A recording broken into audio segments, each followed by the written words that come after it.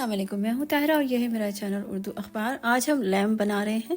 गर्दन का गोश्त लिया है इसके लिए हमने, और इसमें जो है हम जो चीज़ें डालेंगे उसमें हमारे पास अदरक है, लहसुन है और नमक है, हल्दी है, काली मिर्च है और थोड़ा सा कुटा हुआ धनिया है।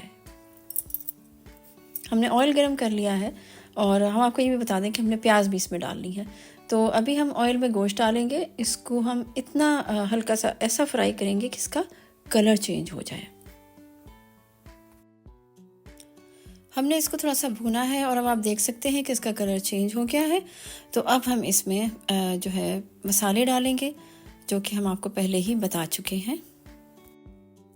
इन मसालों में अदरक है और लहसुन है और कुटा हुआ धनिया है। ये सब चीज़ें हम बारी बारी इसमें ऐड कर देंगे अपने जो गोश्त हमने हल्का सा फ्राई किया है। ये प्याज भी इसमें चली जाएगी और लहसुन अदरक के बाद हम बाकी के जो ड्राई मसाले हैं वो भी हम इसमें इकट्ठे ही डाल देंगे। इसके अलावा इसमें आप डाल सकते हैं, अगर आप चाहें तो स्किप भी कर सकते हैं, टमाटर। आप उसकी जगह दही इस्तेमाल कर सकते हैं। तो मेरे पास टमाटर हैं और मैंने उनकी प्योरी बना ली है। मैं इसको मिक्स कर रही हूँ मसाले को, और साथ ही मैं इसमें ये जो प्योरी है ये भी इसमें डाल दूँगी। ये जो प्योरी डल गया और इसके अलावा तमाम मसाले डल गए। अब हम इन सब तमाम चीज़ों को अच्छे से हम मिक्स कर लेंगे। तो ये मैं हर चीज़ को अच्छी तरह से मिक्स कर लेती हूँ। ये तमाम चीज़ें मैंने इसमें अच्छी तरह से मिक्स कर ली हैं।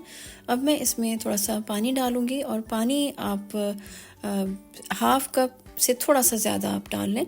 मैंने अपनी इलेक्ट्रिक केटल में मैंने अपना पानी जो है गर्म किया हुआ है इसमें डालने के लिए, और उससे ये होगा कि टाइम हमारा बच जाएगा और हमें पानी के पकने का इंतज़ार नहीं करना पड़ेगा।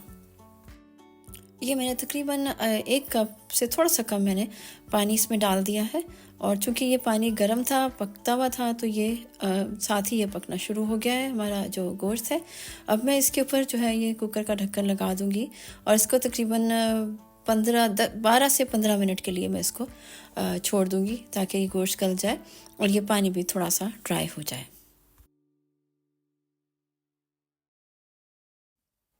ये हमने तकरीबन 12 से 13 मिनट हमने इसको पकाया, और फिर हमने इसको अपना कुकर जो था इसको हमने खोला, और अब हम देख रहे हैं कि बहुत थोड़ा सा इसमें पानी रहता है। मैं इस मरहले पे इसको एक काम करूँगी कि मैं इसको खुले बर्तन में शिफ्ट करूँगी, क्योंकि ये कुकर जो है ये मेरा थोड़ी लंबी शेप का है, आप देख सकते हैं। इसकी वजह से इसमें जो है पानी जो है वो ज़रा देर से ड्राई होता है। तो मैंने ये कढ़ाई जो अपनी साथ में शिफ्ट की हुई है उसको मैंने गर्म कर लिया है, और अब मैं ये चीज़ें इसमें डाल चुकी हूँ। और आप देख रहे हैं कि ये भुनाई पर ऑलरेडी आ चुका है। ये हाफ कप था, आप चाहें तो ज़्यादा तेल ले सकते हैं। इसमें घी में, मक्खन में, किसी भी चीज़ में आप ये खाना बना सकते हैं। और गोश्त ने अपना भी ऑयल होता है चर्बी का, वो भी छोड़ दिया है, तो ये बहुत मुनासिब है। इसमें आप बहुत ज़्यादा ऑयल डालना चाहें तो डाल लें, आपकी मर्ज़ी है, लेकिन मेरे ख्याल में ये इतना काफ़ी है। अब हम इस मरले पे इसको भून लेते हैं, और मैं इसमें गार्निशिंग के लिए हरा धनिया डालूंगी। आप चाहें तो स्किप कर सकते हैं। अगर मुझे इसमें मिर्चें कम लगी तो शायद मैं थोड़ी सी हरी मिर्चें साइड में काट लूँ। ये चीज़ें आप ऐसी हैं कि आप अपनी ज़रूरत के मुताबिक कर सकते हैं, डाल सकते हैं या स्किप कर सकते हैं। सालन हमारा तकरीबन भुन चुका है। अब हम इस मरले पर इसको डिश आउट कर लेंगे। ये देखिए आप, मैंने इसको डिश में निकाला है और ये बहुत खूबसूरत लग रहा है, बहुत अच्छा लग रहा है। हल्का सा मैंने इसके ऊपर हरा धनिया की गार्निशिंग की है। गोश्त जो है तकरीबन हमारा गल चुका है। अगर आपको बहुत ज़्यादा सॉफ्ट चाहिए तो आप इसको 15 से 18 मिनट पका सकते हैं, लेकिन मुझे बहुत ज़्यादा नरम गोश्त मुझे नहीं पसंद। मैं थोड़ा सा इसको ऐसा होता है कि मुनासिब सा हो कि आप उसको तोड़ें तो बिल्कुल ही हलवा ना बन जाए।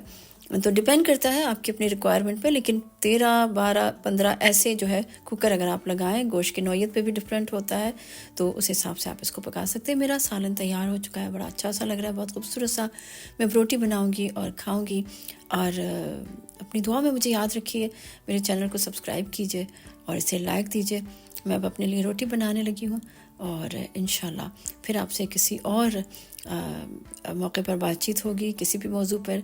अपना बहुत सारा ख्याल रखिएगा। मुझे इजाज़त दीजिए। अल्लाह हाफ़िज़।